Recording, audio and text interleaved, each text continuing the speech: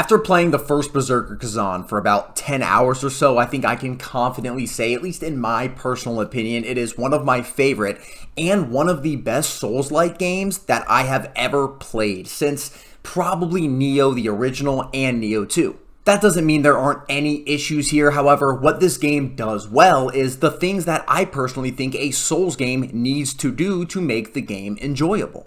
The combat is impactful, both slow and fast-paced depending on what weapon you use. The movement is buttery smooth, it's extremely fluid, and in general, extremely reactive to your inputs. It honestly feels like a good mix between Sekiro and some of the other classic Souls games, which is very good company to be in. The boss design, so far at least, has been very good, with bosses that really do feel extremely challenging and rewarding when you finally do beat them. And in addition to this, although very linear and not having a ton of different options to go when you are walking around the world, the level design is also pretty good as well. It's not up there in terms of FromSoftware level design. It is a lot more basic than that in my opinion, but that's not necessarily a bad thing. But like I mentioned, that doesn't mean there's no issues here with enemy variety, especially in the early game being the biggest one, with some others as well, which we'll definitely get to. But before we do, thank you guys so much for over 1,000 subscribers. If you are new to the channel, you like gaming news, gaming reviews for RPGs and other games I'm interested in, like this one, please like and subscribe if you do like what you see here. Now let's get into the video. Now, I do want to preface my impressions with this game is published by Nexon, which a lot of people are going to raise red flags for their history and what they have done when publishing games with the amount of microtransactions and things like that they have put in their games. This one doesn't seem to be detrimented at all by Nexon. There's no microtransactions or anything from at least what I can tell. This game also takes place within the Dungeon Fighter universe, which I really have never dove into myself. So if there are some things that I missed in reference to the Dungeon Fighter universe, I apologize beforehand. Now, this game starts off, like most Souls games do, extremely quickly. There is a very brief, no spoilers, but a very brief introduction to the story, and then you kind of just start going on your adventure. I call it a prologue because you do start kind of picking up mechanics a little bit early on the game that you obviously are going to need for later on into the game. However, in general, it really doesn't even feel like a prologue, and it kind of just feels like an easier area that you're playing in before you kind of level it up a bit when you leave that area. And honestly, I really like this because you really get into the fun of the game extremely quickly. You're going to be fighting big enemies, groups of enemies, bosses, finding different weapons, finding gear with tier sets on them extremely early into the game in a way where it's not overwhelming, but it's just genuinely fun. And another reason it really doesn't feel like a prologue is because later on in the game, as you go to different areas, it doesn't necessarily feel like the level design changes all that much, albeit maybe gets a little bit more expansive, very minimally, but in general, it's very reminiscent of a game like Nioh, the original, where there's just different areas that you can go to that are all kind of enclosed and off of one another, and within that area, it's pretty linear. There are some other paths that you can go down and things that you can find and secrets that you can find throughout the map. In this game specifically, there's some crystals that you can find in a map that you can spend for certain powers on your character. However, in general, it is extremely linear, it is extremely basic, however, it's still done extremely well. Something that I think complements this level design and something that just makes the levels more fun to explore and more fun to look at in general is the anime art style that they have in this game that is pretty unique in comparison to other Souls-likes. I do think sometimes people can be turned off by that, especially if you don't like anime, but this is by no means overly quote-unquote anime. Sometimes you might just forget that you're playing an anime game in general until you kind of look at the actual characters' faces, but I do think the art style complements this game very well. On top of this, the style of all the weapons and the armors just look absolutely badass. Even the main character looks absolutely badass, as well as other characters that you will definitely come across or find throughout the game. Now, moving on from here though, the best part about the game is 100% the combat. I already talked about the movement in general and how this game feels,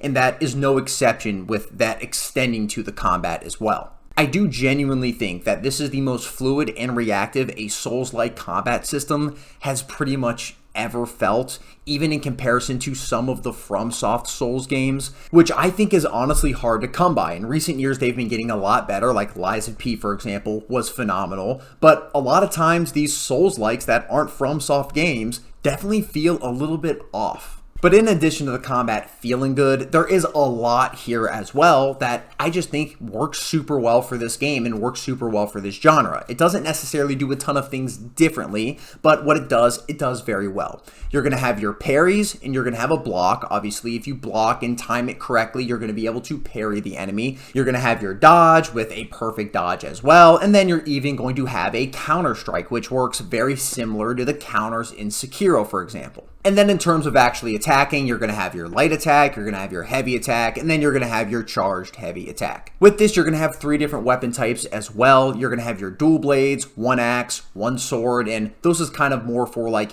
your very fast-paced combat type of weapon. Then you're going to have your spear, which is a little bit of a mix between a cleave weapon, but also a mix between the fast-paced and a little bit slower-paced, but it's going to have that range. Now, on top of that, you're going to have your big dick great sword. This is going to be your big, slow swinging weapon. This is the one I'm using and most people use because you look like you're a character straight out of the actual anime or manga Berserk. And then no matter what weapon you're using, you also have the ability to use a ranged attack, which is kind of like throwing a spear that you kind of summon with different things on your spirit gauge that you're going to be getting through maybe taking damage, maybe doing damage, maybe getting a perfect parry, or however you end up speccing at your character in that way. Now, the reason that I say this combat is very similar to Sekiro, for example, is because there's a huge emphasis on reducing your enemy's stamina, specifically with the bosses, or reducing their stagger bar. The best way to do this, very similar to Sekiro, is you just have to get a lot of perfect parries, and if you need to reduce their stamina bar low, you're going to try to attack them as fast as possible to not let it regenerate. If you're going to try to get their stagger bar down, maybe a bigger weapon and those heavy charged attacks after their last attack that you just parried gave you an opening might reduce that by a lot. And then once that's down all the way, you get to use your Berserker move, which is basically just a free hit that does an insane amount of damage, where their stagger bar or their stamina bar is eventually going to reset. So it's kind of pretty much taken directly out of Sekiro's page in that way. Now, what I think is really cool is you do have those really big, heavy weapons like the Greatsword that Sekiro doesn't have. So there is that element that kind of makes it that fast-paced gameplay with Sekiro, but also kind of mixes it with that slower-paced gameplay that the Souls games do extremely well. Now, this wouldn't matter if there wasn't good bosses to actually utilize it on. However, the combat is even emphasized more by how damn awesome these bosses are. They are extremely challenging, they are extremely cool, they all have lore within the actual area that they're in, good or bad, at least it makes sense for them to be there. The visibility in these boss fights is extremely good as well, with mechanics and moves that you can definitely see coming, albeit still very hard to actually time perfectly, but once you do, it feels extremely good. None of these bosses have a ton of reused assets or reused attacks from any other enemies in the game, at least so far. Now, there are a couple. You will see, for example, one of the first or second bosses in the game have 1 or 2 of their attacks timed very similarly to some of the enemies that came before them, but they have so many additional attacks on top of that that it honestly just feels like a little bit of a way for you to kind of learn the mechanics you're going to have to be timing perfectly when you do get to the penultimate boss of that area. And then again, that might be 10% of their attacks, and the other 90% are completely brand new. Now, in terms of enemy variety, I don't think it's all that great. Now, the boss variety seems pretty good, at least, again, so far. I might run into reused bosses later, but some of the enemies are very obviously almost identical to each other. You're seeing the same enemies from the first area that you're going to be seeing a couple areas later. Now, they do start adding more and mixing it up, but once they add more and mix it up, you just start to see that enemy a little bit more down the line. Now, each of these specific enemies also have different variants. I don't think the variants do all that much other than maybe just a ranged unit and then an up-close unit that kind of attacks you, but you will have some mini-boss and elite enemies. The mini-bosses and the elite enemies are kind of the same, it's just the elite enemies are harder variants of the normal version of that monster. And the new area I went in actually does have some better enemy variety with new enemies that I haven't seen before, so maybe this is something that's going to get better. I'm assuming that it will. This is just kind of my thoughts at the beginning of the game in the first 4 to 5 areas. Now, I do quickly want to talk about the progression in this game, because to fight harder and harder enemies and harder bosses, you're going to be needing, in this game, better gear, not only better skill. So there are multiple different tiers of gear. There are just the normal white pieces of gear, then you got the blue, then you got the purple, then I believe you even have a yellow and then a red version. I'm not specifically sure what these are called because I haven't gotten there, but I believe that's all the different tiers that you have, and each of these is going to provide you different normal bonuses. So the basic gear might just have defense on it. The blue gear might have something extra on it. Now, it could also be part of a set piece, whether it's a 3, 4, 5, or even 6 set piece. Some have weapons involved, some have jewelry involved, and all of these can be kind of combined in a way that feels very similar to Black Myth Wukong, if you've played that in that gearing system. Now, in addition to your weapon, your armor, and your 2 jewelry slots, one for a necklace, one for a ring, you're going to have even more that you're going to be progressing while you play this game. By completing certain objectives in the maps, you can actually raise your overall damage multiplier, or your damage to enemy stamina. You have these passive abilities from these phantoms that you have to fight to unlock them, that you're going to meet throughout the story, that are kind of part of you as the character. Again, no spoilers as to why, but you can level them up and gain more passive bonuses from them. The one I'm using, for example, gives me more stamina recovery. Now, in addition to this, you're going to be doing the normal stuff like increasing your attributes through the souls, or in this game it's called Lacrima, which you'll lose if you die twice and don't have to recover them. All of that is exactly the same.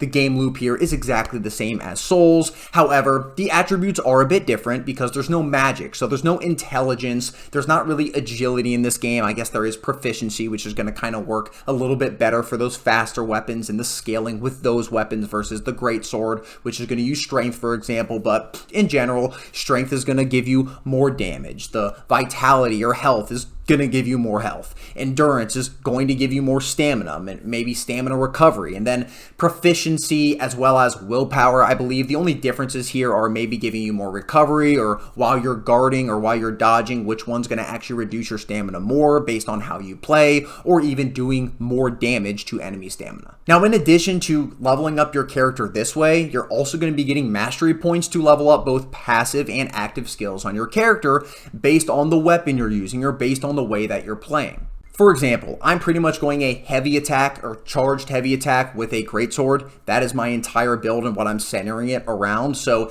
if I take any damage during my charge, I'll do more damage with my heavy attack.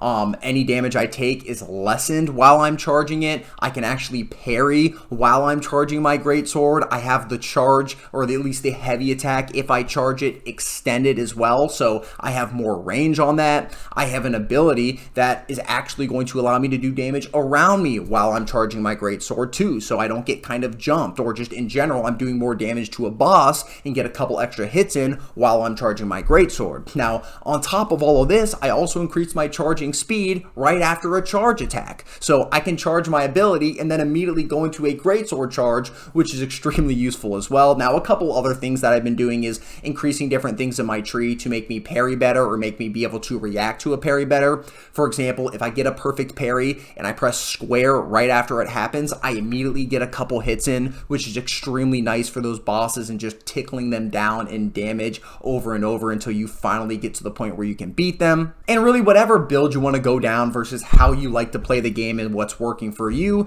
you can pretty much do that. If you want to increase your damage once their endurance or once their stamina bar goes all the way down, you can increase that and maybe regenerate damage. If you want to just keep generating spirit as fast as possible, I have a couple points into where if I take damage, if I do damage, if I parry, if I pick up any of the souls or lacrima, I get spirit, which is going to allow me to use my ability more, which is going to allow me to do faster and more and higher damaging charge attacks. So there's so much you can do here. Again, it feels very like Wukong. You go down into the path that you are using the most often, and then you set your armor up and your tier sets around what you're doing. I have a ton of potent or basically heavy damage on my tier sets, so that's what I'm using, and it pretty much works that way, but I think it works really well. It doesn't do anything out of this world or differently, but what it does do has consistently proven to work over and over and over again within this genre and in others. And to wrap up my first impressions, that's kind of what this game is and what it embodies. It doesn't do anything super differently than